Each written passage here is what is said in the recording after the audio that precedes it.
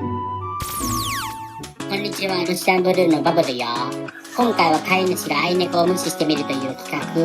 YouTube でよく見るあの企画よ。この企画って答え合わせがとっても難しいの。何が正解なのよくわからないから自分の心に従うことにしたわ。アルツくんたら参加拒否よ。本当にマイペース。私たちのポイントも YouTube で公開してるわ。きっと見てねにゃー。こんにちは、ロシアンブルーのバブルよ。今回は梅雨の時期のお楽しみ、アジサイを見に行ったの。色とりどりのアジサイが咲き誇っていて、とっても綺麗だったのよ。私、お花の良し悪しってわからないんだけど、今回のアジサイは一級品ね。そんな気がしてるのよ。この様子をいつものように YouTube にアップしてるの。ジメジメしてないで、アジサイでも見に来てね。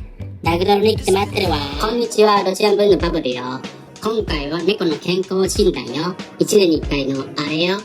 お兄ちゃんが健康診断に行った日、私はお留守番だったの。だからラッキーって思ってたら、次の週に私の番がやってきたのよ。おかしいと思わない？フライングよ。フライングゲートだわ。その様子を YouTube で公開してるから、私たちの成長にも注目してみてね。きっと見てねにゃー。こんにちは、ロシアンブルーのバブルよ。今回はパンタロウが私たちのためにゼリーを作ってくれたの。天の川に見立てた天の川ゼリーだって。七夕って人間界ではそうめんを食べるみたい。猫はゼリーなのね。お願い事だってしたんだけど、パンタロウは私の願いが分かってないみたい。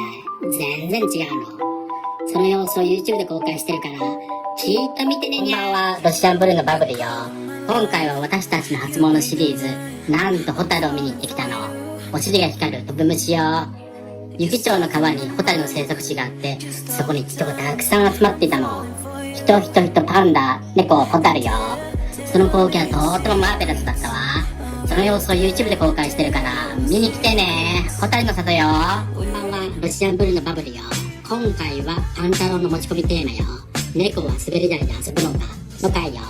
パンタロウったら室内滑り台を買いたいらしいんだけど、あたいとアースお兄ちゃんが滑り台を使うからちょっと心配みたい。だから公園に行って滑り台で遊んでみることになったのよ。そして今回は女王バブルの登場よ。皆さん見てね。